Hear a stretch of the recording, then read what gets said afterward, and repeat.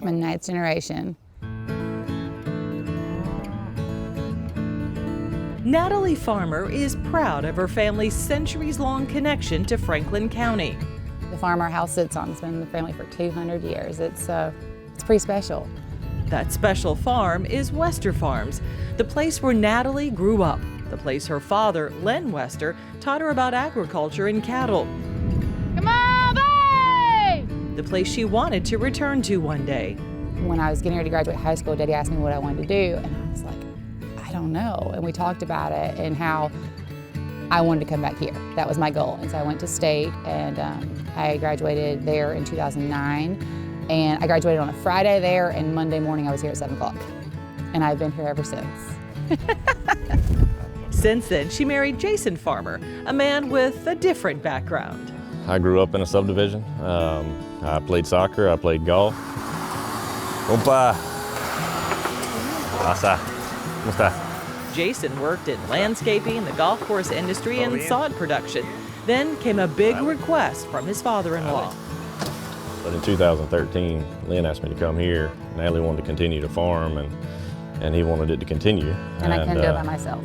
And so got out of turf grass and came here. And I mean, I have a huge base of knowledge from my father-in-law. But I'll never forget the one question I asked him the first day I was here. I was like, what do I do? I don't know anything about your crops. I mean, yeah, I know agronomy and stuff like that, and soil science and all that, but I don't have a clue what you do. Like, I would help him on the weekends, but that was it. And he's like, well, all I can tell you is learn and learn fast. And, you know, unfortunately, little did we know that in February of 2020, you know, he would pass. So it's been on our shoulders ever since to keep running with it. And so that's what we're doing.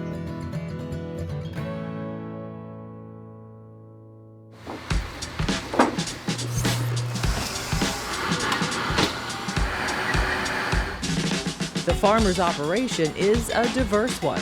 We grow tobacco, we grow cucumbers for Mount Olive Pickle, we grow peppers for Bailey Farms, for the fresh market up in Oxford, and we also grow processed pepper for Bay Valley.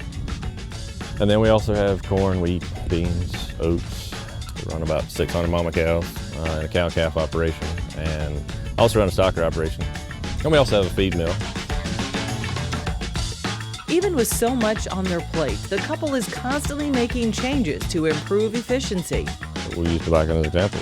About 4 years ago, we started slowly implementing box barns, leaf loaders. We started partially machine harvesting last year, and then we'll go the rest of the way this year with machine harvest. You know, in our vegetable crops, traditionally we were all overhead irrigation. It worked, it's great, but there's a lot of usage to it, a lot of runoff. We've since then taken all our vegetable crops to drip irrigation. So we can micromanage, you know, the fertility through the tape, put it right there in the root zone where the plants need it. The water is used a lot more efficiently.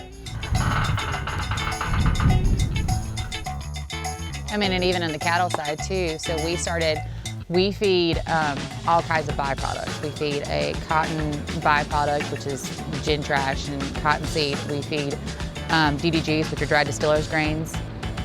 We feed, one of our big things we feed is we actually get all the old produce from local grocery stores. And we grind it up. We have a stationary grinder. It comes, we get 2 tractor loads a week.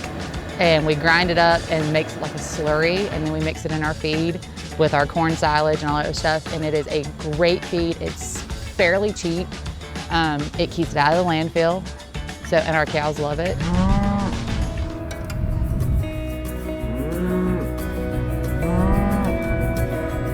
Sustainable practices today to help the farm's future and its future generations. You know, we're really to the point of how do we leave this land better for our children? How do we better it in our generation?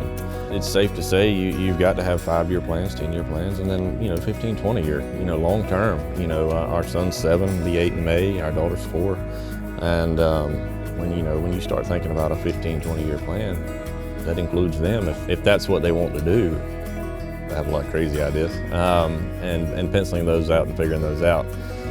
Whether it be diversifying more in crops, or maybe it be, you know, cutting a crop loose.